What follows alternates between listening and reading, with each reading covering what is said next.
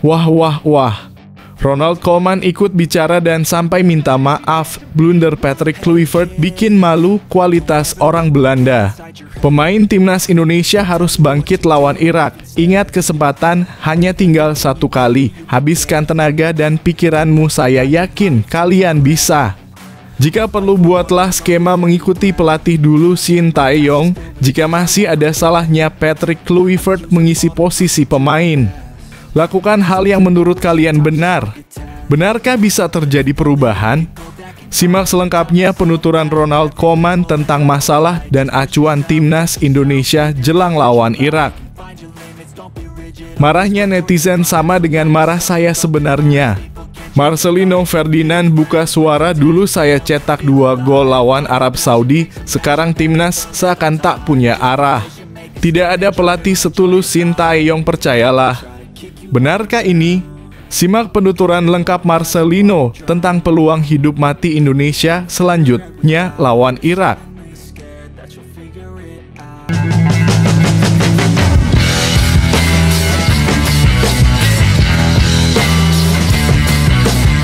Sebelum kita lanjut ke berita terlengkapnya, alangkah mulianya bagi kalian untuk tekan tombol like, dan yang belum subscribe, tolong subscribe channel ini. Wah, wah, wah. Ronald Koeman ikut bicara dan sampai minta maaf. Blunder Patrick Kluivert bikin malu kualitas orang Belanda. Pemain timnas Indonesia harus bangkit lawan Irak. Ingat, kesempatan hanya tinggal satu kali. Habiskan tenaga dan pikiranmu, saya yakin kalian bisa. Jika perlu, buatlah skema mengikuti pelatih dulu Shin Tae-yong. Jika masih ada salahnya Patrick Kluivert mengisi posisi pemain. Lakukan hal yang menurut kalian benar. Benarkah bisa terjadi perubahan? Simak selengkapnya penuturan Ronald Koeman tentang masalah dan acuan timnas Indonesia jelang lawan Irak. Kekalahan timnas Indonesia dari Arab Saudi dengan skor 2-3 dalam lanjutan kualifikasi Piala Dunia 2026 benar-benar menjadi pukulan telak. Bukan hanya bagi pencinta sepak bola tanah air, tapi juga bagi kami, warga Belanda yang menyaksikan bagaimana nama besar dari negeri kami, Patrick Kluivert, justru membuat blunder fatal yang mencoreng harapan sebuah bangsa. Kluivert, legenda hidup sepak bola Belanda, seharusnya menjadi simbol kebangkitan timnas Indonesia. Namun, yang terjadi di lapangan justru sebaliknya. Blunder demi blunder terjadi, mulai dari kesalahan taktik, pemilihan susunan pemain yang keliru, hingga ketidaksiapan menghadapi tekanan dari Arab Saudi.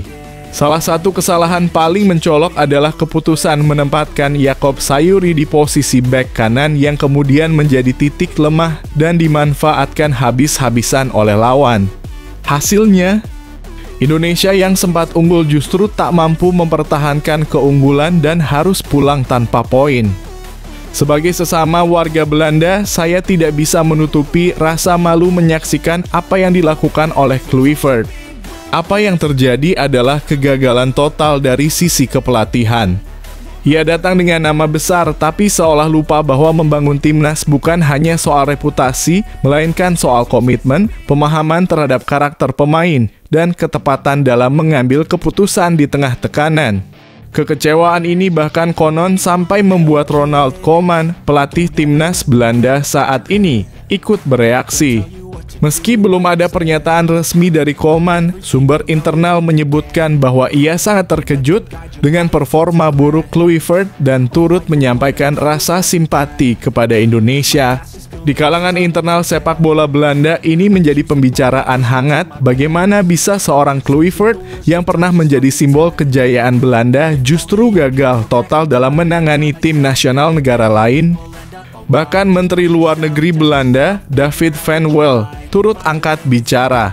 Dalam kunjungan diplomatiknya yang bersamaan dengan momen pertandingan itu, ia secara terbuka meminta maaf kepada publik Indonesia atas performa buruk pelatih asal Belanda tersebut. Sebagai sesama warga Belanda, kami ikut bertanggung jawab dan turut menyesal atas hasil yang terjadi. Kami memahami kekecewaan masyarakat Indonesia, ujarnya dalam sebuah pernyataan resmi. Namun di balik kekecewaan yang mendalam ini, saya ingin menyampaikan satu hal penting kepada para pemain diaspora Indonesia, kalian harus bangkit. Kalian yang memilih meninggalkan negara asal atau negara kelahiran demi membela merah putih, harus menyadari bahwa keputusan kalian adalah langkah besar dan tidak boleh disia-siakan. Perjuangan kalian sejauh ini patut dihargai, tapi belum cukup. Ketika kalian mengenakan seragam Timnas Indonesia, itu bukan hanya sekadar pertandingan sepak bola. Itu adalah pertaruhan harga diri bangsa dan cermin dari keberanian untuk memilih identitas baru. Jangan sia-siakan kepercayaan publik. Jangan anggap enteng tanggung jawab ini. Indonesia bukan sekadar tempat kalian bermain, ini adalah rumah kedua yang kini berharap banyak dari kalian. Setelah kekalahan menyakitkan dari Arab Saudi, semua mata kini tertuju pada laga selanjutnya melawan Irak. Disinilah kalian harus menunjukkan siapa diri kalian sebenarnya.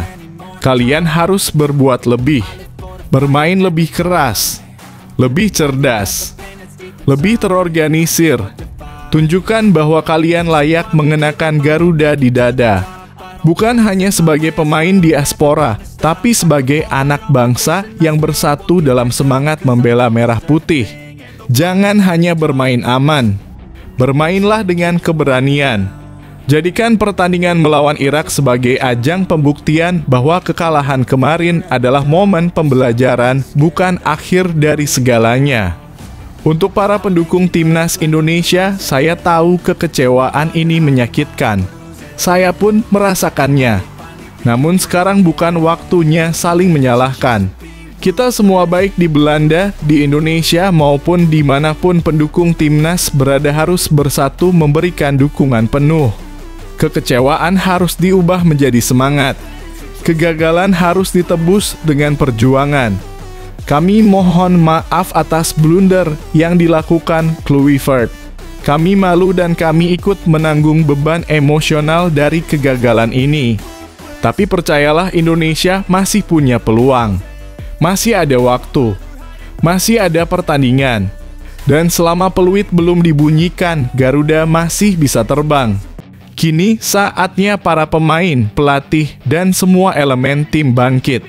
Jadikan kritik sebagai cambuk. Jadikan kemarahan publik sebagai motivasi. Dan untuk para pemain diaspora, tunjukkan bahwa kalian adalah bagian penting dari masa depan sepak bola Indonesia. Kemenangan melawan Irak bukan hanya soal 3 poin, tapi tentang memulihkan harga diri, tentang melanjutkan mimpi ke Piala Dunia, dan tentang menunjukkan kepada dunia bahwa Garuda meski sempat jatuh akan selalu bangkit untuk terbang lebih tinggi.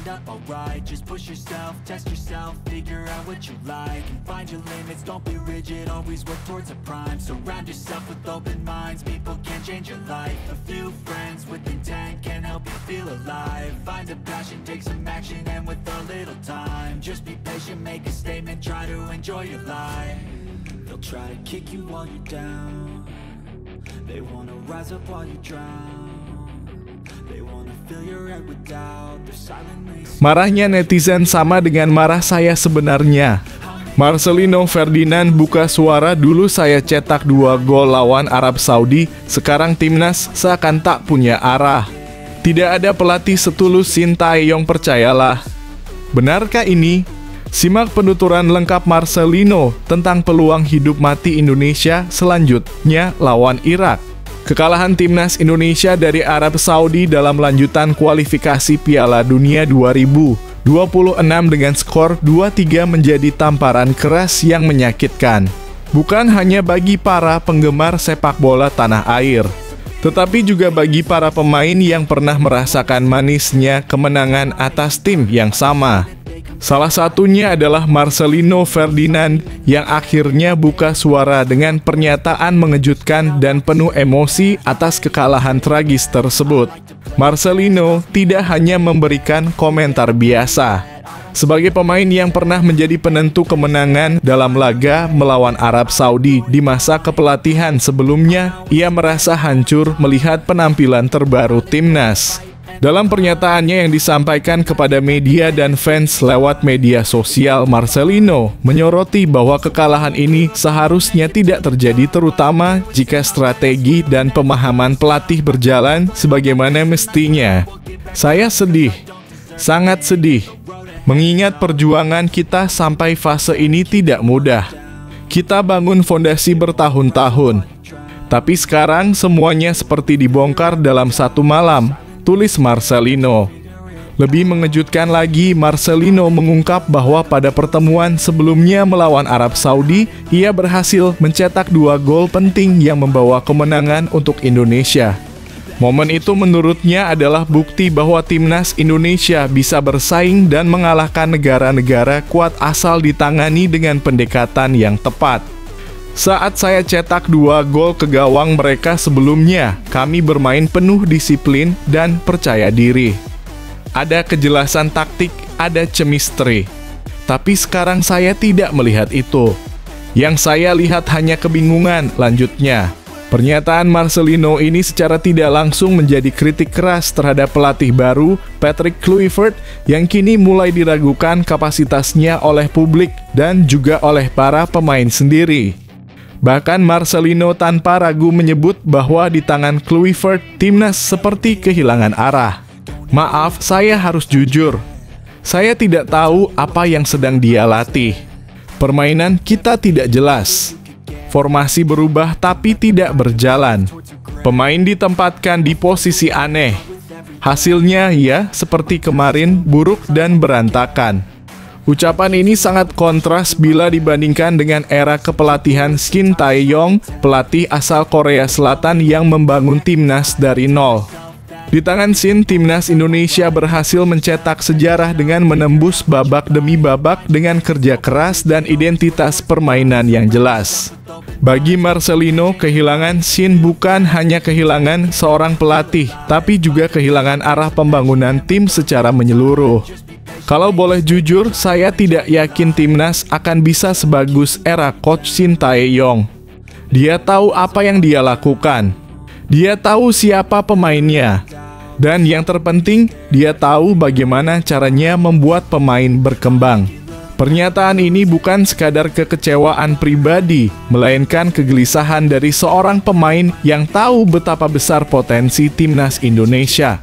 Potensi yang menurutnya sedang disia-siakan oleh pendekatan keliru dari pelatih baru yang seolah tidak memahami karakter pemain Indonesia. Meski begitu, Marcelino tidak sepenuhnya menyerah. Ia tetap menyuarakan harapan besar kepada rekan-rekannya yang kini tengah bersiap menghadapi laga super berat melawan Irak dalam lanjutan kualifikasi. Pertandingan ini bisa menjadi penentu apakah Indonesia masih punya peluang melaju atau harus merelakan impian ke Piala Dunia kembali pupus. Saya tahu ini berat. Saya tahu melawan Irak bukan hal yang mudah. Tapi saya percaya masih ada keajaiban. Kalau Tuhan mengizinkan, semoga kita bisa lolos. Tapi harus dengan kerja keras dan komitmen tinggi, bukan hanya berharap keberuntungan. Pernyataan tersebut seperti dorongan moral bagi pemain-pemain muda dan diaspora Indonesia yang kini menjadi tulang punggung skuad Garuda. Marcelino sadar bahwa kekalahan kemarin harus segera dikubur dan dijadikan bahan bakar untuk bangkit. Ia juga berharap agar setiap pemain bisa bermain bukan hanya dengan fisik, tapi juga dengan hati dan semangat membela nama bangsa. Mainlah untuk bendera di dada kalian, bukan untuk nama punggung. Lawan Irak nanti adalah pertaruhan. Bukan cuma soal 3 poin, tapi soal menunjukkan siapa kita sebenarnya. Dukungan Marcelino ini seakan jadi pembakar semangat bagi para penggemar yang sempat kecewa berat usai kekalahan dari Arab Saudi. Banyak dari mereka yang merasa hancur menyaksikan tim yang dibangun penuh perjuangan justru tampil tanpa semangat dan arah yang jelas. Dalam beberapa jam pasca laga, media sosial dipenuhi komentar pedas kepada Patrick Kluivert dan tim pelatih dengan tagar #Kluivertwood mulai menggema. Namun Marcelino sendiri tidak terpaku pada amarah. Ia memilih menyampaikan kritik dengan harapan. Sebuah kritik yang membangun bukan untuk menjatuhkan, tapi untuk menyelamatkan. Ia ingin para pemain sadar bahwa mereka sedang membawa harapan jutaan rakyat Indonesia dan satu kesalahan pun bisa mengubur mimpi besar yang sudah di depan mata. Kalau kemarin kita kalah karena kesalahan pelatih, besok kita harus menang karena kesadaran pemain. Semua kembali ke diri masing-masing.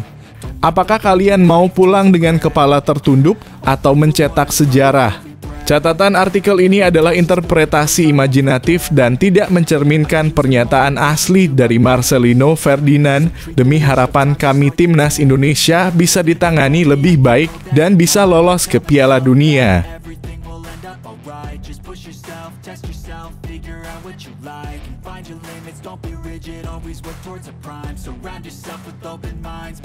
Change your life. A few friends with intent can help you feel alive. Find a passion, take some action, and with a little time, just be patient, make a statement, try to enjoy your life.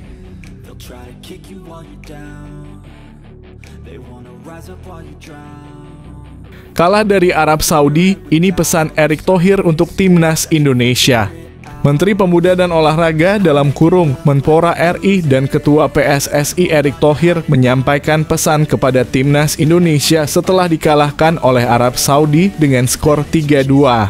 Erick Thohir memberikan motivasi dan pesan kepada pemain timnas Indonesia agar segera bangkit setelah dikalahkan Arab Saudi. Indonesia kalah dramatis dari Arab Saudi yang bermain hanya dengan 10 pemain di laga grup B pada ronde keempat kualifikasi Piala Dunia 2026 yang berlangsung di Stadion King Abdullah Sport City. Walaupun kalah dari Arab Saudi, timnas Indonesia masih mempunyai harapan dan peluang untuk lolos ke Piala Dunia 2026, baik secara langsung ataupun dengan sistem playoff. Maka dari itu, Erick Thohir meminta kepada para pemain timnas Indonesia untuk segera bangkit dan melupakan kekalahan yang menyakitkan dari Arab Saudi.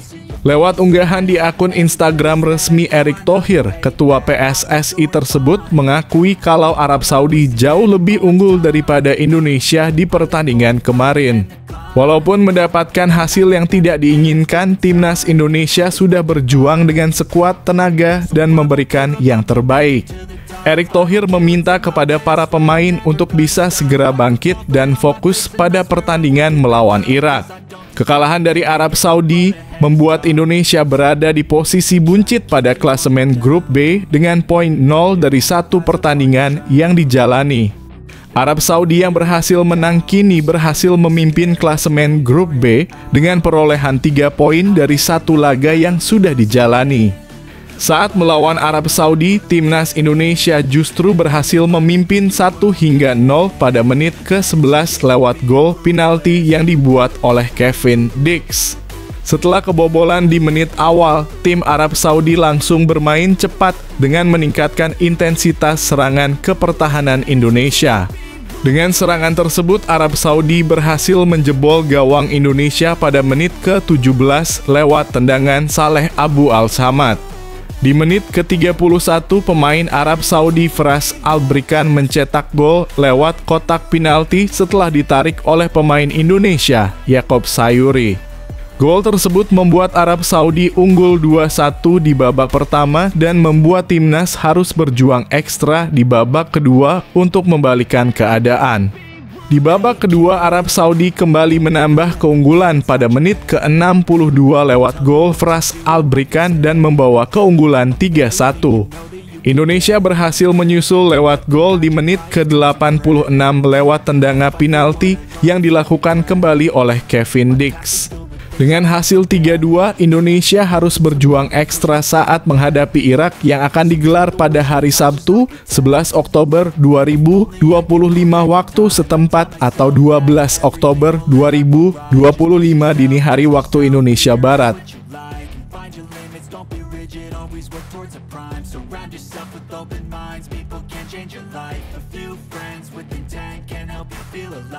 Find a passion, take some action, and with a little time, just be patient, make a statement, try to enjoy your life. They'll try to kick you.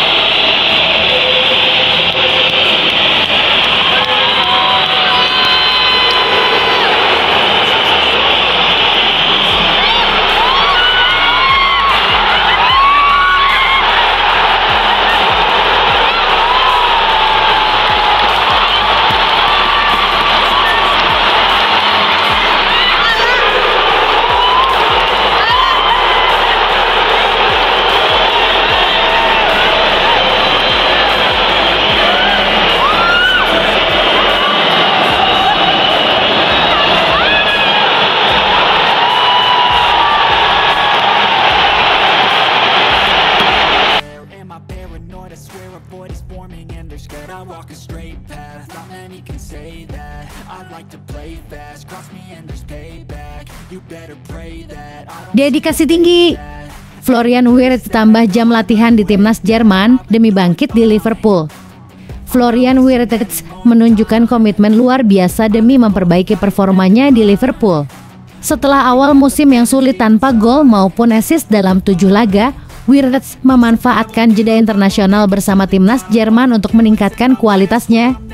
Didatangkan dari Bayer Leverkusen seharga 116 juta. Ekspektasi tinggi langsung menyelimuti gelandang 22 tahun ini. Namun, adaptasinya di Premier League belum berjalan mulus.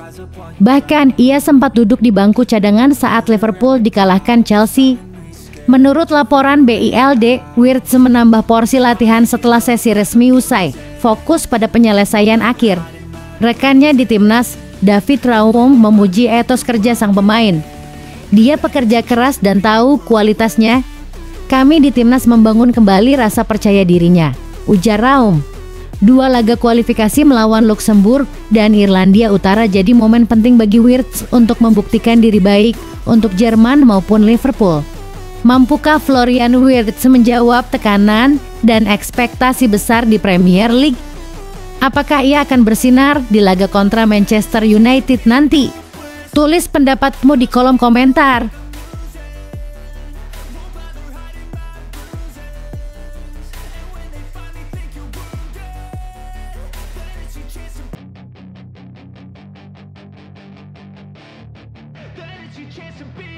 Hey kid, don't ever let them get inside your head. They'll tell you what to do in life instead of everything you know that you could get. Don't let them guide your life towards regret. I'll fight for what I love with every breath. Chelsea terancam kehilangan Cole Palmer saat hadapi Nottingham Forest, cedera memburuk. Kabar buruk kembali menghantui Chelsea jelang laga lanjutan Premier League melawan Nottingham Forest usai jeda internasional. Playmaker andalan mereka, Cole Palmer, dikabarkan belum pulih dari cedera pangkal paha yang ternyata bersifat kronis. Awalnya, tim medis The Blues cukup optimistis Palmer bisa kembali merumput setelah jeda. Namun, laporan terbaru dari Daily Telegraph menyebutkan bahwa pelatih Thomas Tuchel kini mulai pesimis. Cedera Palmer dinilai cukup mengkhawatirkan dan bisa memerlukan waktu pemulihan lebih panjang dari yang diperkirakan sebelumnya. Chelsea masih enggan membeberkan tingkat keparahan cedera sang pemain. Sebuah pertemuan internal antara Palmer dan tim medis telah dijadwalkan untuk menentukan langkah selanjutnya. Sejak ditarik keluar pada menit ke-20 dalam kekalahan 1-2 dari Manchester United, Palmer belum kembali bermain.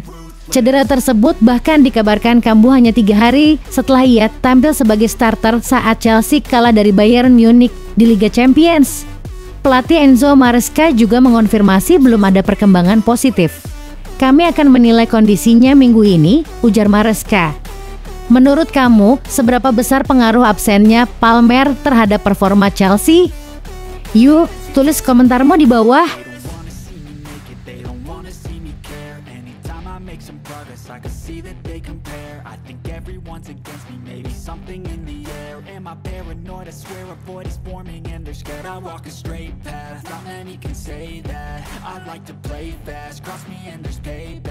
You better pray that I don't see your face at any place that I go. I know you hate that. Ruben Amorim dapat jaminan 3 tahun dari bos Manchester United.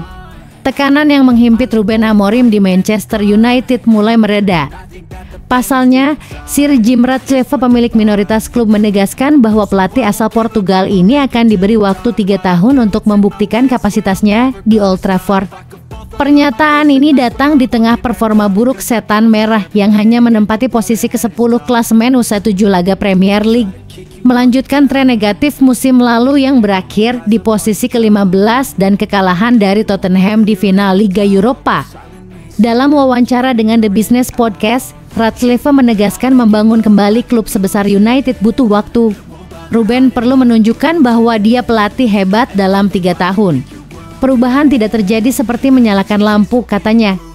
Ia juga menolak tekanan media dan menegaskan keputusan klub tidak akan dipengaruhi opini luar. Bahkan, ia memastikan keluarga Glazer tidak akan ikut campur. Kami yang mengelola klub ini, bukan mereka yang jauh di seberang lautan. Sementara itu, kemenangan atas Sunderland memberikan harapan, namun ujian berat menanti melawan Liverpool. Jika menang, Amorim bisa membalikan persepsi publik. Apakah menurut Anda Ruben Amorim adalah sosok yang tepat untuk proyek jangka panjang Manchester United?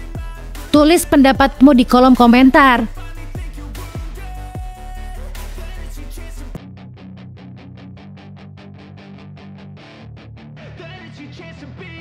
Hey kid, don't ever let them get inside your head. They'll tell you what to do in life instead of everything you know that you could get. Don't let them guide your life towards regret. I'll fight for what I love with every breath. My past is filled with things I won't forget. I use them all to push me to my best. So treat the worst of times just like a test. If only I could go back in time, I'd tell myself that everything will end up alright. Just push yourself, test yourself, figure out what you like, and find your limits, don't be rigid, always work towards a prime. Surround yourself with open minds, people can change your life. A few friends with intent can help you feel alive. Find a passion, take some action, and with a little time, just be patient, make a statement, try to enjoy your life. They'll try to kick you while you're down. They wanna rise up while you drown. They wanna fill your head with doubt. They're silently scared that you'll figure it out. I'll make it look like I'm losing. Jakub Kiwior, Arteta tak ingin saya pergi, tapi saya butuh menit bermain. Jakub Kiwior akhirnya buka suara soal kepergiannya dari Arsenal ke FC Porto. Dalam wawancara dengan TVP Sport, bek asal Polandia itu membantah kabar bahwa Arsenal ingin menyingkirkannya. Justru sebaliknya, Mikel Arteta sebenarnya berharap Kiwior tetap bertahan di Emirates.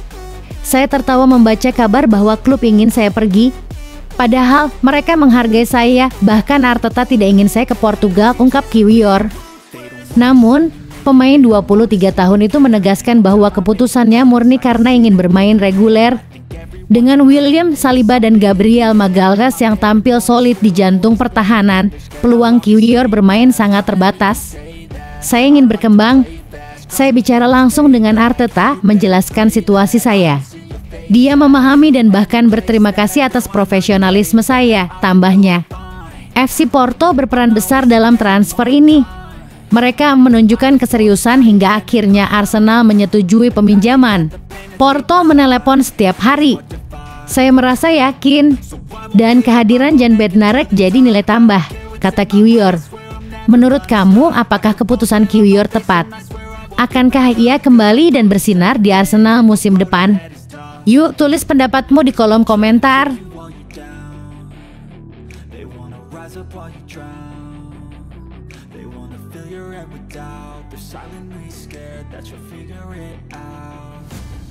I'll make it look like I'm losing. Won't bother hiding my bruises. And when they finally think you're wounded, then it's your chance to be ruthless.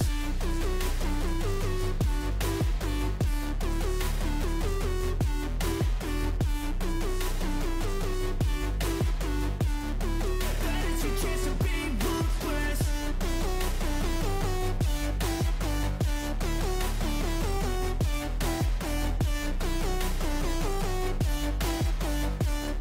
Dari Paris menuju kesempurnaan, Gianluigi Donnarumma bangkitkan asa dari pertahanan Manchester City. Kehadiran Gianluigi Donnarumma di Manchester City langsung memberikan dampak signifikan. Sejak kiper asal Italia ini datang dari Paris Saint-Germain, performa dan kestabilan lini belakang City meningkat drastis. Talenta Donnarumma memang tak diragukan, tapi kehadirannya tetap menjadi angin segar bagi tim asuhan Pep Guardiola. Didatangkan untuk menggantikan Ederson, Donnarumma langsung mencuri perhatian dengan debut gemilang clean sheet di laga derby Manchester yang dimenangkan City 3-0. Penampilannya tak berhenti di situ. Ia terus menunjukkan kualitasnya lewat penyelamatan penting yang menjaga rekor tak terkalahkan City dalam 6 laga awal sejak kedatangannya. Salah satu momen krusial terjadi saat ia menggagalkan peluang 1-1 di laga tandang kontra Brentford. Guardiola pun memuji ketenangan dan pengalaman Donnarumma yang membantu lini belakang City tetap solid dalam tekanan. Secara statistik, City tak terkalahkan dalam 6 laga dengan 3 clean sheet sejak kedatangannya. Distribusi bolanya pun sejalan dengan gaya main City membantu lini, tengah dan bek, sayap menjaga bentuk menyerang. Apakah Donnarumma adalah potongan puzzle yang selama ini dicari Guardiola? Bagaimana menurut kamu? Yuk tulis pendapatmu di kolom komentar.